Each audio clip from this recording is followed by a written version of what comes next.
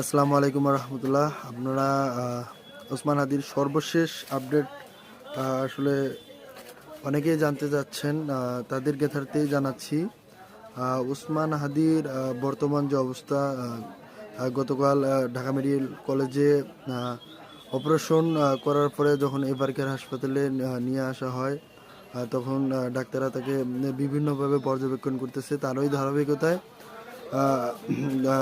গতকালকে রাতে অপারেশন করার পর ডাক্তাররা, তার যে বিজ্ঞ চিকিৎসকরা, তারা বলতেছে যে হাদির এই অবস্থা তারা 48 ঘন্টা পর্যবেক্ষণ করবে। তারপর 48 ঘন্টা চলে যাওয়ার পর তারা আরও 72 ঘন্টা পর্যবেক্ষণ করবে।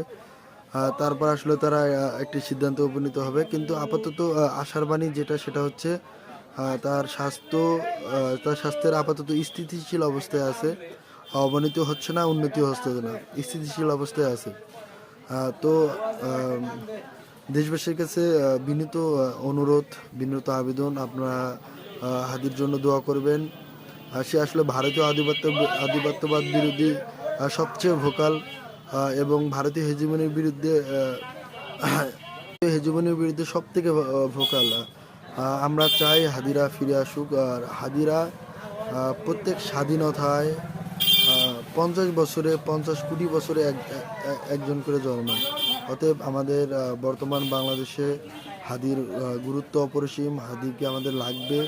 আপনারা যে যার অবস্থান থেকে দোয়া করুন, বেশি বেশি ইস্তেগফার পড়ুন।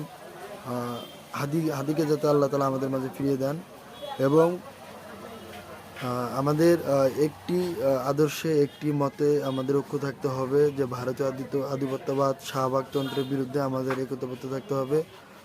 আসলে এই মুহূর্তে বিভাজনের কোনো অপশন নাই।